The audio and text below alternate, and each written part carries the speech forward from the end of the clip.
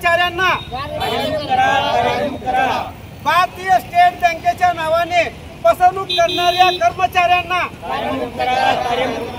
भारतीय स्टेट बँकेच्या नावाने फसवणूक करणाऱ्या कर्मचाऱ्यांचा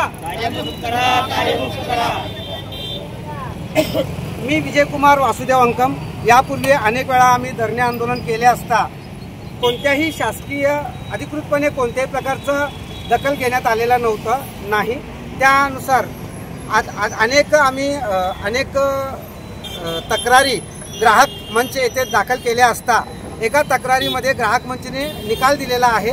निकाल देताना ग्राहक मंचने आपलं मत व्यक्त केलेलं आहे।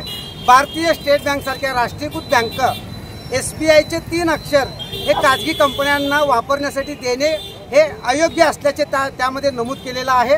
त्यासोबत भारतीय स्टेट बँकेचे व्यवस्थापक स्टेट बँकेच्या अधिकृत प्रिमाइसेसमध्ये जागेमध्ये बसून AC मध्ये बसून गुंतवणूकदारांना SBI mutual fund SBI life insurance हे प्रायव्हेट कंपन्या असताना स्टेट बँकेचेच असल्याचे दर्शवून दिशाभूल करून संभ्रमित करून त्यामध्ये गुंतवणूक घेतलेला आहे। आणि फक्त हे घेण्यामागचं कारण म्हणजे फक्त 1-2%, 5% कमिशन किंवा प्रमोशनसाठी ते अशा प्रकारच्या गुंतवणूकदारांचा पैसा नुकसान करायला मागे पुढे विचार करत नाहीये। अशा शाखा व्यवस्थापकांना व अशा प्रकारे गुंतवणूकदारांचं नुकसान करणाऱ्या बँकेतील कर्मचाऱ्यांना भारत सरकारने कारवाई करून त्यांना कार्यमुक्त केला पाहिजे। आजच्या तारखेला भारतात बेरोजगारीचं प्रमाण खूप वाढलेलं आहे।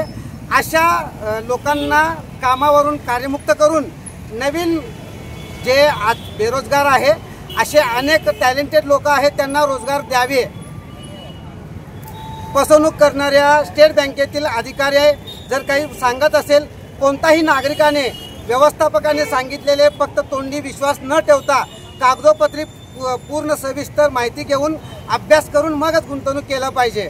नुसतं बँकेच्या व्यवस्थापकावर विश्वास ठेवून गुंतवणूक करणे टाळा।